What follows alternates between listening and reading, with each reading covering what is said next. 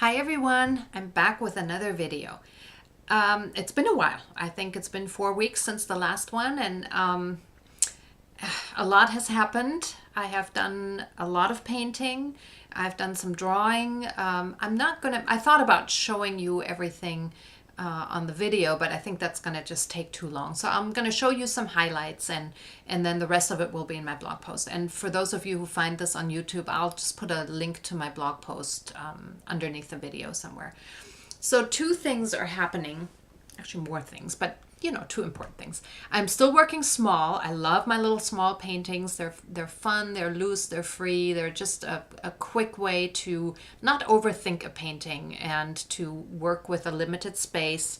And so I've finished a few of them, and I'll show them in my blog post. I don't show them all to you. I show you one of them. I love this little guy. So cute.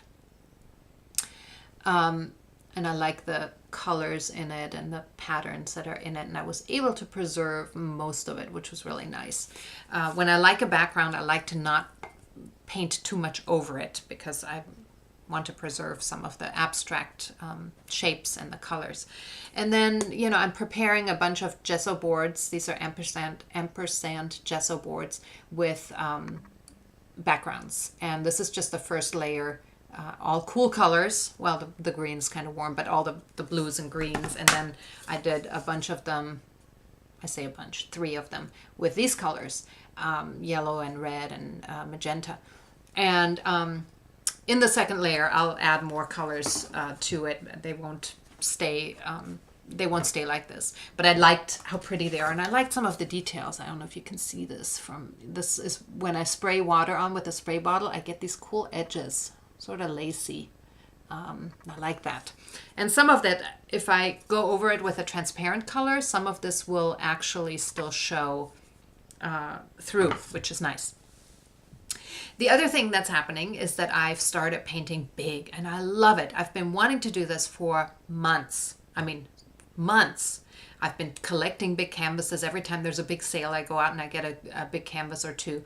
And so I have a stash, and I'm planning to use them all. I finished the one that I had shown you the background of in the last video, and I had known I wanted to paint a stag, and this roaring stag. I had found a couple of photos on the internet that I put together. I just did my own little composition there.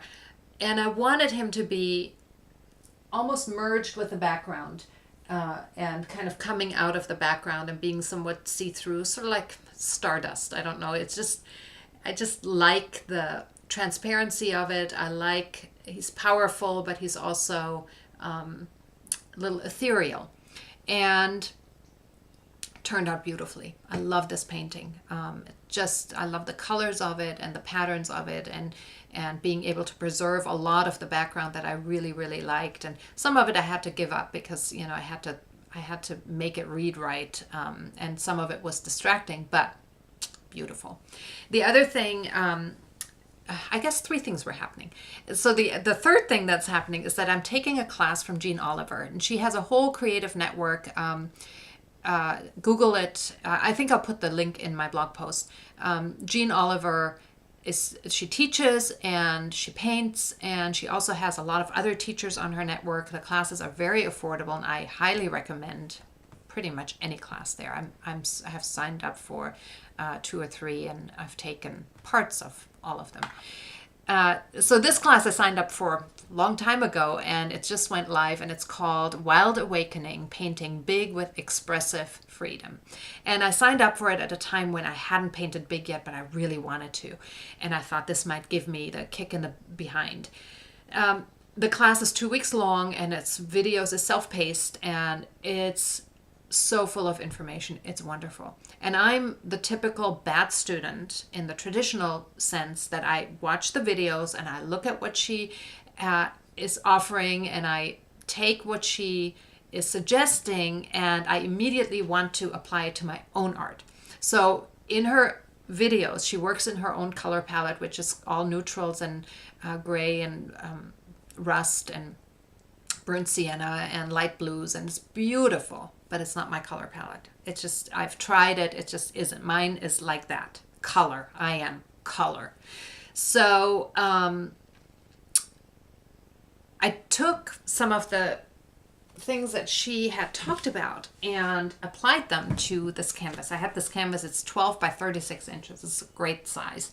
And she had talked about going out into nature and finding alternative brushes, finding, sticks and branches. And I found some pine needles that were like a brush and a pine cone that I used for stamping.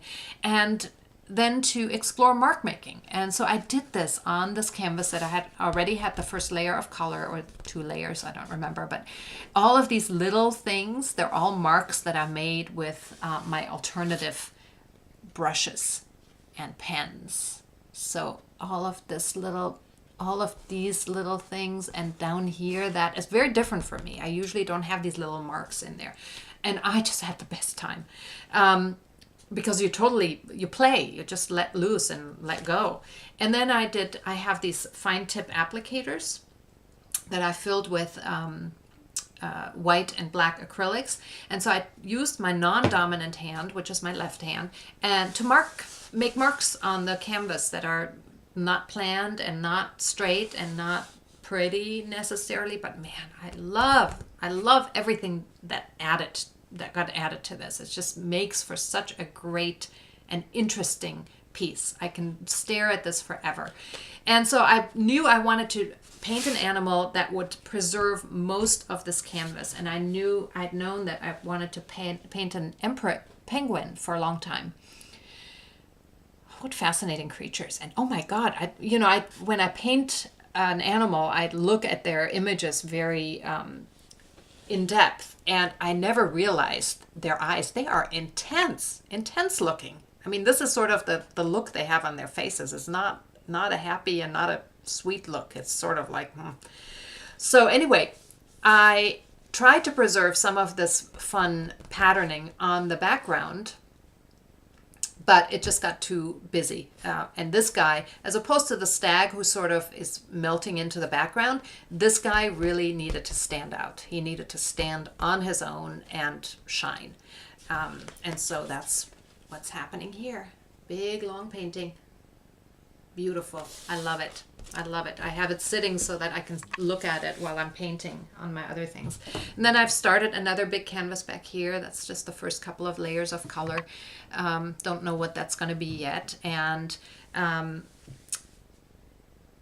can tell something has changed. Sometimes I need a class to and even if I don't finish it, it has already, just made a change for me. It allowed me, somehow gave me permission to paint big and to really get into it and to love it.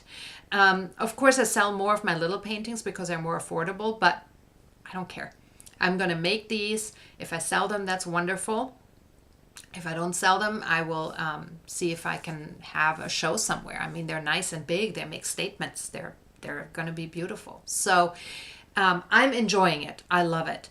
And the other part of the class that I want to tell you about is this book that she recommended. It's called The War of Art.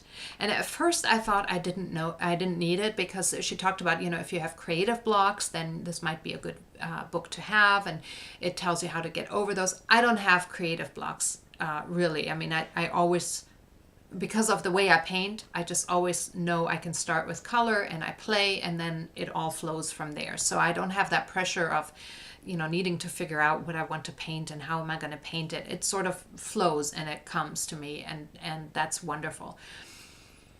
However, I kept thinking about this book, and so when I keep thinking about something, I usually think, this might be a good thing. So I found it for the Kindle and I downloaded it, and I've been reading it, and it is so helpful. It talks about basically, and you might like this too, you might need this too, that if you have a part of yourself that you're not living yet, and you want to, you really, really want to, you feel your heart, you feel this is your heart's calling, you're dealing with resistance. Resistance always stands between you and the life you want to live. And I have this. I mean, I know that there's so much more I want to do. I know I want to teach. I know I want to write. I have some big ideas that I'm not living.